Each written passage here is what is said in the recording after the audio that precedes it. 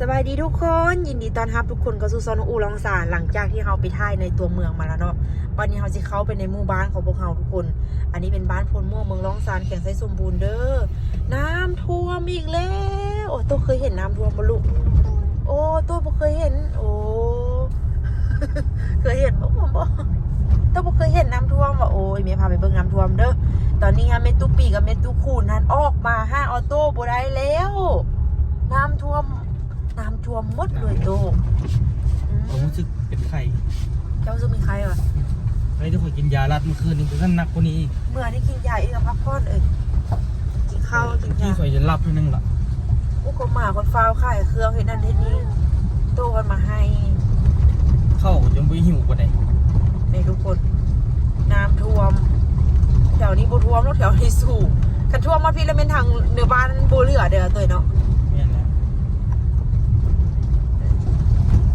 ต้นตาลว่าความเศร้าเนาะโอ้ออกมาบ่ได้เลยทันทีจะสิเริ่มออกมาได้เลยจริงไหมพวกเราออกมาบ่ได้นะออกมือเศร้าท่วมเพียงก่ออันนี้ก็ท่วมหมดแสดงว่าเมื่อคืนนี้แถวนี้ท่วมหมดเลยเนาะ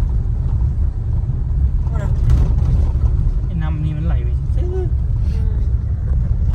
แค่เอวพุ่นภาษาต่างๆโอ้ตุยนี่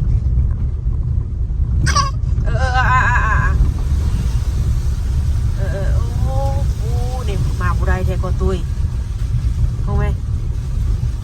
ทุกคนในน้ำในหมู่บ้านน้องอู้ทางคำว่าเอ้าดิจอดรถอยู่พี่ยางไปเนี่ย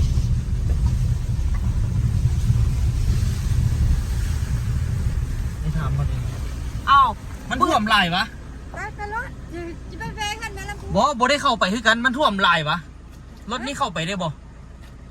แจ๊กอยู่แถวขวานไปบุได้เข้ามาน่ะโอ้ไปเบิ่งกันไป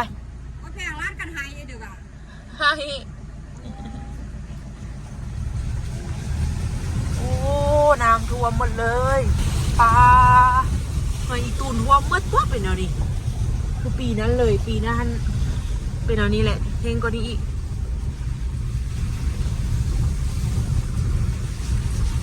วันนี้เล่นล้มมือไก่ไปบุได้ปะไปได้ขาอยู่ขั้วงั้นขาสิมันน้ำยังหมอนี่นี่โอ้รถคนนี้ขึ้นมาวิ่งมาเลยด้วยแม่นวะไปได้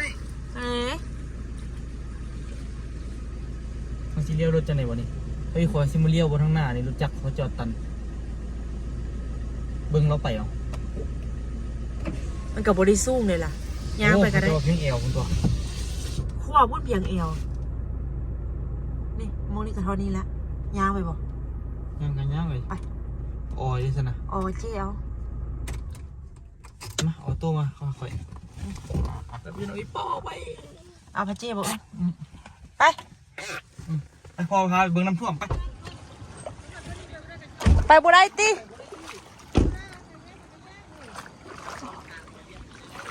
น้ำท่วมทางอ้าวเทน้ำท่วมหมดบ้านหมดเมืองรถเท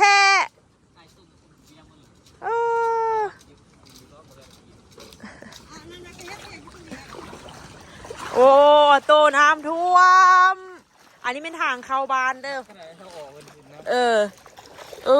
เบิ่งสภาพคนขี่ไฮบังไฮเดียไฮวะป้าน้ำท่วมอย่าไปได้มองนี้นะเป็นห้องเลยนี่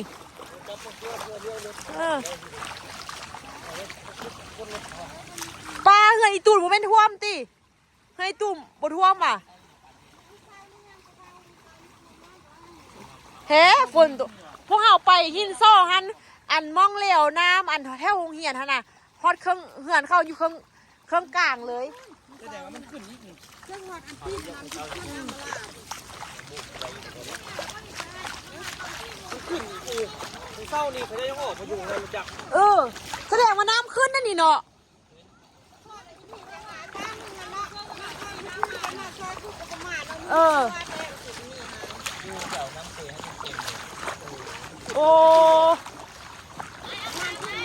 โอ้ยอย่าว่าเด้อมักเฮงเด้อนี่ป้าบังไหมทางเข้าบ้านพลม่วงเด้อนี่นะ อัปเดตนะเนาะสำไต้แห้งเพราะว่าเจ้าสิไปหนาวะนี่ป้าน้ำขึ้นไม่ยังสิข้ามอยู่นะ ยังน้อยนะพี่ส่วนมันน้อยพี่มันเกิดกับพี่น้อง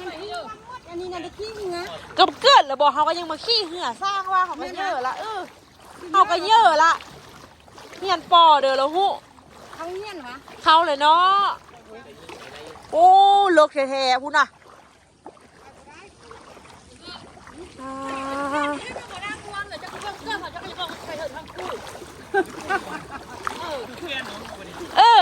เขาก็ว่าหั่นล่ะเวลาล้าง เอาไว้คืนซัมพีพูดน่ะโอ้โตน้ำท่วมบ้านแท้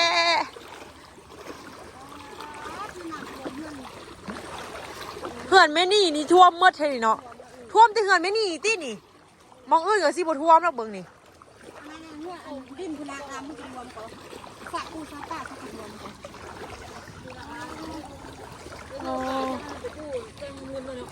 ขนาดต้นหน่อยกันยังบักไข่บ่ยังมาล่มอู้คำนี้ล่มอู้นี่ว่างวดนี้ราคาย่างเสียปลาอาหารเอาหัวอาหารมาเลี้ยง เอา เกี่ยวเดือน12เกี่ยว อันคอมนะเคยไล่คือกัน มาซื้ออันหัวห้าน้ำเผาเท่าละเป้าอันเพิ่นไปอะนะคะนะไปมืด แต่อีต้นก็ แต่ละคืนไปนอนเฝ้าอีกได้ค่ะเพิ่นย่านคนเป็นนะป้าโต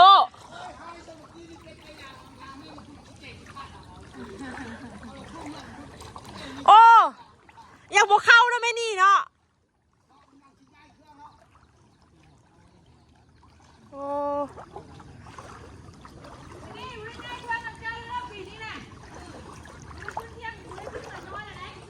ไม่นี่เมื่อคืนมันบอกเข้าอ่ะ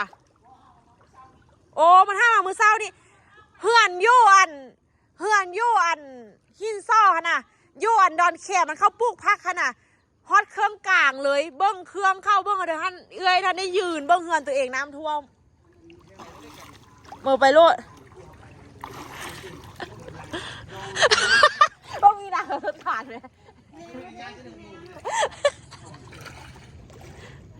ต้องมีนะ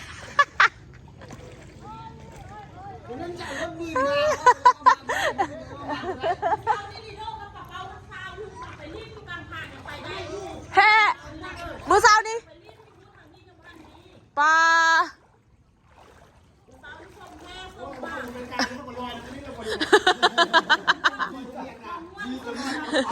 ป้าเป้าก็ดีเดิมม้วนสุดบูเด้อเนาะปลาตายเนาะปีนี้บ่ได้กินละเต้เขาน่ะ ปีนี้เขาจะค่ายเนอะเอาไว้อีพ่อแล้วว่าสิ โอ้ปีนี้เขาอึดแท้เฮาไปมาแล้วนะยู่อันหินซ่อนกระท่วมมองอันหงเหียดอันเดินท่วมมืดน้ำมันเขามันอยากลงน้ำน่ะนี่ราคาค่ะบ้องนี่เด้อบ้องต้นมันนี้ลูกสาว เอาล่ะมึงต้องลงนะ อันนี้น้ำหนัก ลูกเป็นตุ้มมันหนึ่งเพื่อนเหรอ บ๊อบ เอา นอนสัก โอ้น้ำมันได้แล้วมันนี่นะ น้ำออกอ่ะตุย โอเคไข่ยืด มันปึ๊บมัน โอ้มันลุกอีกที มันรุด โอ้ยลืมปิดก๊อกน้ำเลยนี่นะน้ำจังท่วมนี่นะจะเช็ดว่าลืมปิดก๊อกน้ำว่ะตุย โอ้เขาสิเปิดว่ามันออกบอเสียนะ ก็ว่า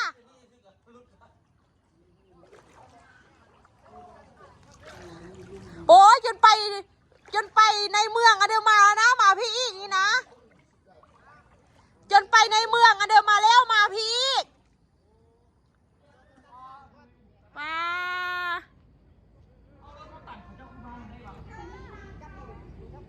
จักเขามาได้เดี๋ยวตุยเขามาได้เดี๋ยววะโอ้เราพอตุที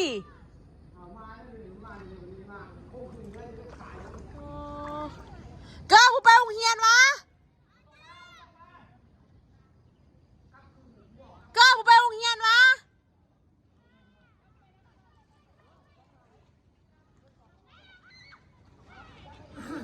โอ้ย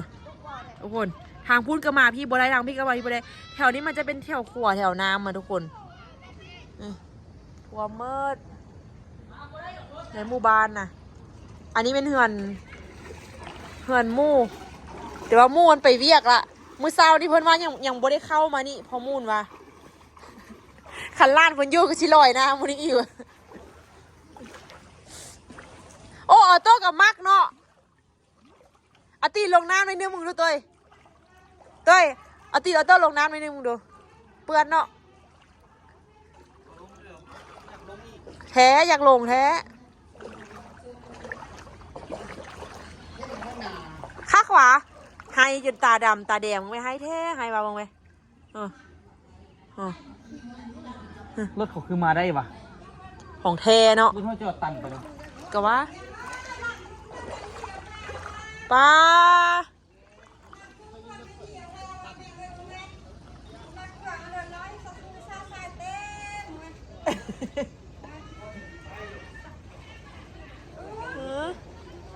ได้นี่นั่งยางไม่ได้ถือเตียนี่ เป็นยังตื้อน้ำท่วม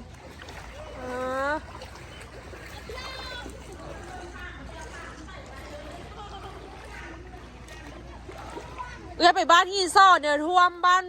ซ้ำคุยท่วมหมดเลยทางเมืองเวียงเนี่ยนะ ทางมือเบี้ยงไปบ่ได้เลย ไปบ่ไว้เลยนะรถลากจอดเต็มเลย อยู่อันนั้นกับพ่อเพิ่นเลยว่ะ กะฝนตกมือเลยแขวกระยิบเก็บเครื่องออกของอะไร นี่น้ำผักมาตอนเช้านี่ น้ำหักกลับมาตอนเช้านี่นะ น้ำสาดจู่เหยพร้อมจู่ทางลงเลยดิ ไม่ล่ะ เขาใส่เป็นเลวบักแห้งน้ำน่ะ ไปถ่ายคลิปปะตี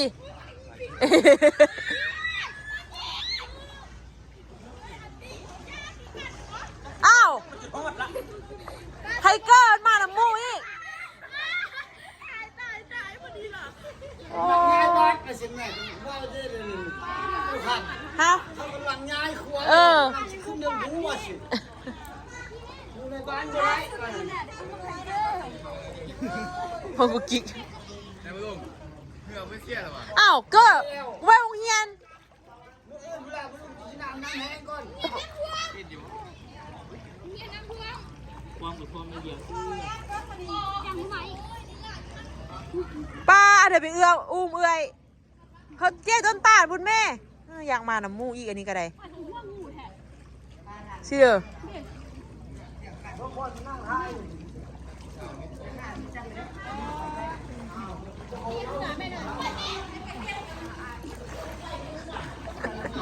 ออโต้ก็มา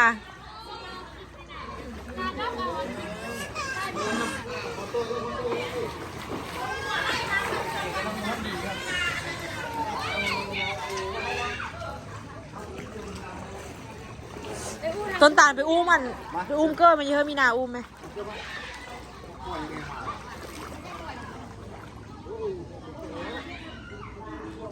โอ้ยสภาจอดมันนึงกับเขา ถามท่าจอดเดี๋ยวนี้เกอร์เปียกละเกอร์เสื้อเลย เปียก ข้างละเกอร์ เอาก็ยืดเนาะ ข้างละเกอร์ข้างเกอร์มาข้าง ป้าอยู่หนาคือว่าเลยนะ อ จำสักอย่างเลยสักอย่างต้องมีใช่จิ๊กชวมมาเลย บอกว่าส่วนอยางบอกป่าว่าอีก ไปไปเลย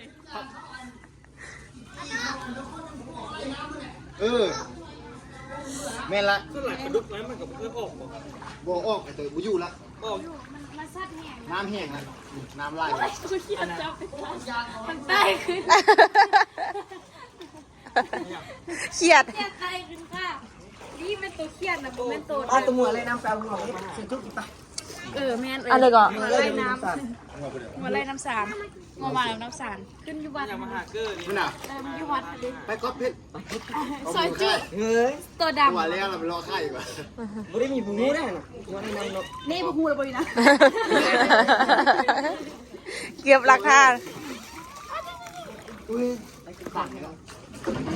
ให้ พวกเหียนเผาแล้วแม่นที่บ้าลอยเลยพวกเหียนเผานะ โอ้จุดเอ้ยไปจุดมาเมื่อละ โอ้โหไม่อยากกระท่อมเอาไงกิน ท่วมทางเข้าหัน ตาเช้าท่วมแห้งความน้ำก้น น้ำมันคุยฮะ เบิ่งมันพวกก็ไป ไป เข้า ทำ ผมก็ บอยตัวเลยครับตอนน้ำคุยกันเท่าตำรวจป้อนตำรวจท่วมหมดเหรอ ท่วมจนมาฮอดอันซ้ำเงียกพี่น้ ฮอดบนทางขึ้นค่อย ำบนทางขึ้นคอยพี่น่ะ อัน ไปเบิ่งคลิปเอ้ยไหม ห้านจีนห้านเหนือเขามึง หาจริงกันด้วย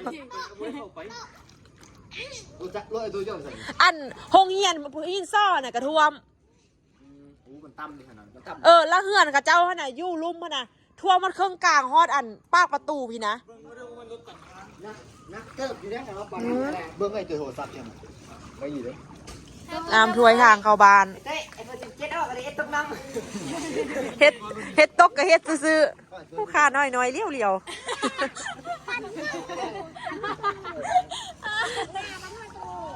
ตาตัวข้าเดียวก็ได้เขามาถ่ายคลิปมื้อเช้านี่อันนี้ยังบ่ฮอดซ้ำ ๆเอาเข้ายังว่าไม่นี่ยังว่ามันฮอดมันน้ำฮอดน้อยเดียวนึงอีปลาเป้ากับบักปลาโดนแก้เครื่องอาบน้ำ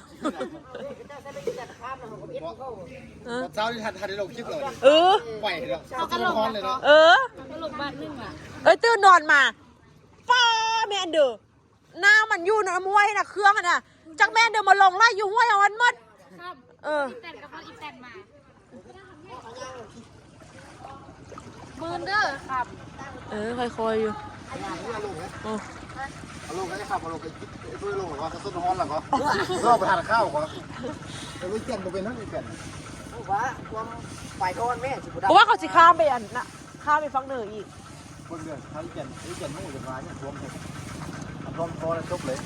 ดับไม่กล้าจักไว้จักไปเลยแหละเลย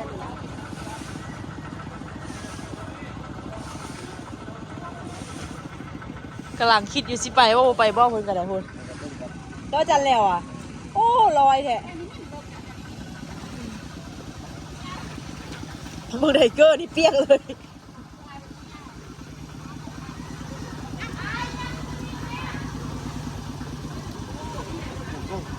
เอ้า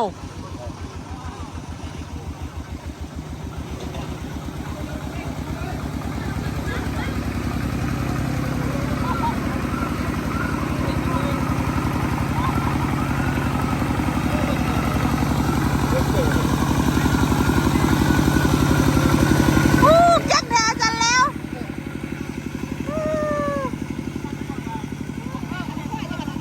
ขันนั้นถ้อยละ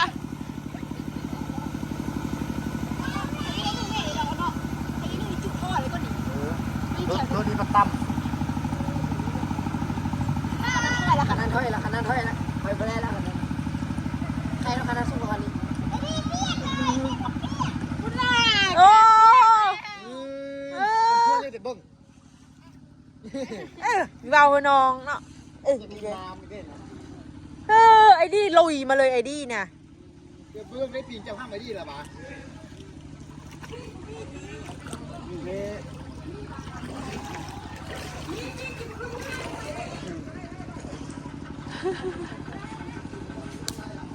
กัดอีก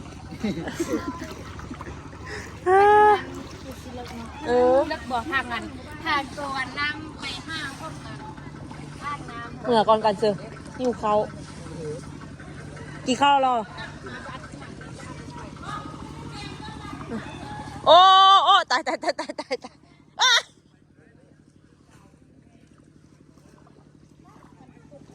ตอนมาแล้วเดี๋ยววะมาเที่ยวนี้ดู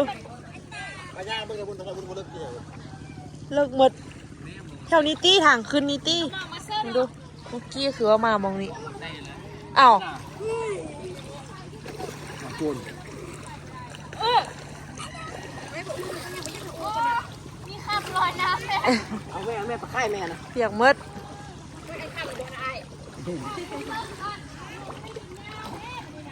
ว่ากับกล้วยข้าวล่าเขาจะระบอก เขาอยากจมน้ำตายซ้ำหัวก็ได้ โอ้เฮ้ยไม่นี่สวยเนี่ยบ่ได้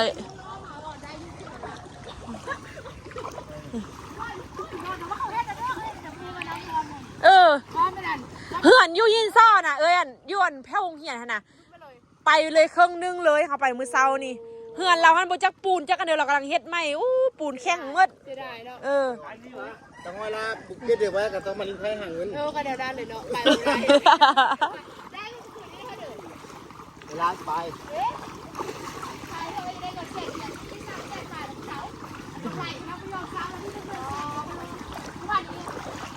จังไว้มา มาเด้อฟ้าเป็นกล้วยงัวหลังมา เด็กน้อยยังดิ้นน้ำเลยน้ำเรา ชิเด้อพูดเด้อแม่นป่ะ นั่นเลยเดี๋ยวเด็กน้อยอาบน้ำแล้ว4-5 คน เน่มาทำแม่บัดนี้ชิลินซันเด้อสมัยอย่างน้อยประกอบกับผู้นึงเลยนี่ ขัดใจพนักเอาหาเสื้อกูมัน โอ้คักเด้วันนี้ ใจไม่ยักลอยเลยนี่ อยากไปเอานอนนอไผ่บ้านน้ำมันหมูนี่มาแกงไงเนาะ ปีเละแล้วนี่บักมาอยู่นี่3 ปีน้ำท่วม อ่ะ น้ำมันท่วมผลว่วงบักไล่ปีแล้วก็ท่วมไปทุกดอก พร้อม10 ปีละ ปีแรกดอก ตั้งแต่ตอนเอื้อยเฮียนม.7 10 ปีเด้อเฮียนจบม.7 คนตะกี้คนมาอยู่นี่มันนับเลยน้ำซานะน้ำซาให้น้ำห้วย เฮ็ดเดี๋ยวแล้วเฮ็ดคอนเทนต์ พอซอยก็เห็นหมด อาบน้ำตูดน้ำก็ไม่ได้ดี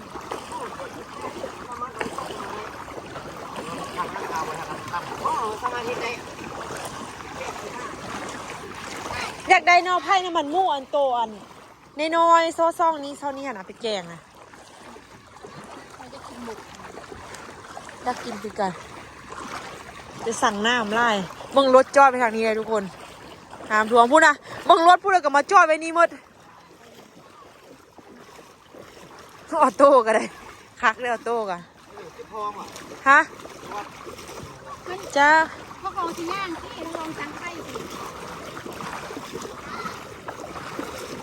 เจ๊ซื้อนมมาอีก คันละ5,000คันละ5,000 มีเหือขายักษ์เนาะล่อเนาะบ่ได้ซื้อเหือขายักษ์ไว้เลยขันมักน้ำท่วมสิเอาไว้มาขี้ต้ย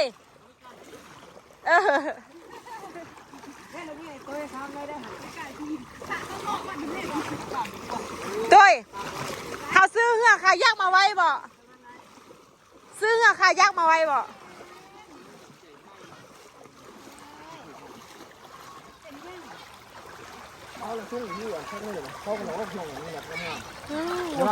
เขาพอใส่กันเลยนี่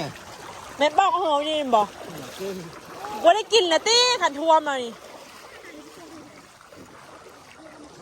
เอาเกือบเฮียแลนเด้อคุณน่ะอยากเห็ดน้ำมูอีก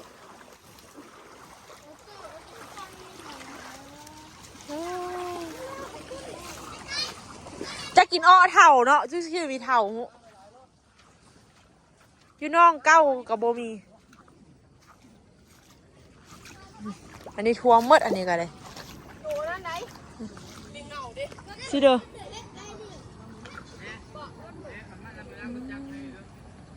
มันแห้งมักเอามันลอยแห้งคักนี่นะเอ้าเอ้าโตโอ้คักว่ะโอ้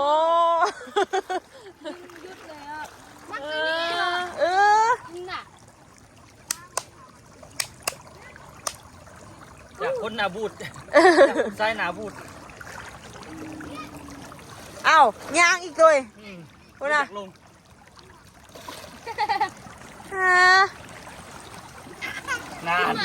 นานส้มเปียกกันละ ส่งเปียกหมาเลยเดี๋ยวไปเมื่อ มันเพิ่งจะเต็มละ ไปเมื่อ ไปลงอีก เอาย่างเอามาเขียนนิดนึงมาน้ำท่วมบ้าน กินกี่โพงมาเป็น โอ้ หนักยาวอีเพิ่นหนัก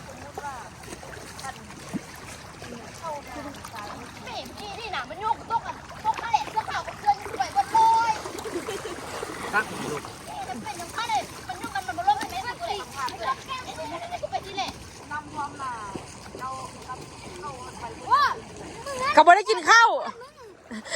ข้าวที่สัมภาษณ์ซาลี่แอนตี้นาซาลี่น้ำท่วมหมดนะอ่ะสัมภาษณ์คืนสัมภาษณ์คืนอ่ะ น้ำท่วมหนาเจ้าคึกอะไร รู้สึกแบบเจ็บใจนะดร ด็อกเตอร์ กินข้าวบ่ นี่ไปตูดเข้าเขาออก โอเคใช่ ซาลี่เอ้าเอาโจ้วันนี้นะ เข้า กับ ถ่ายรูปก่อนมา หนึ่งจองเจ้าหนึ่งจองเจ้า เจ้าเฮ็ดข้านะมึงน่ะ เออบ้านเขายุ่งธรรมดาเนาะบางคนเขายุ่งตัวลูกสาวเออ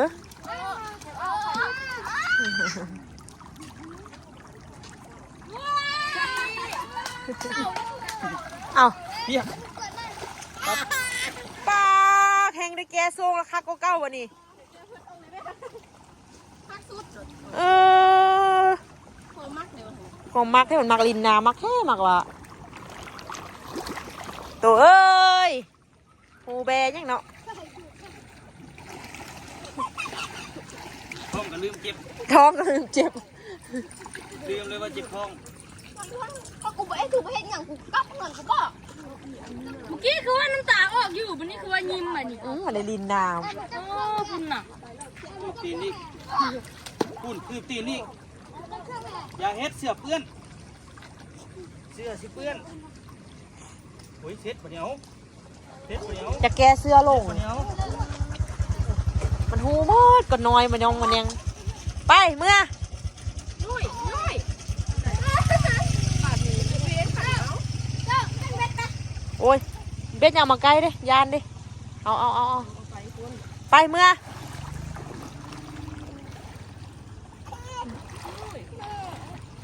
โอ้แมว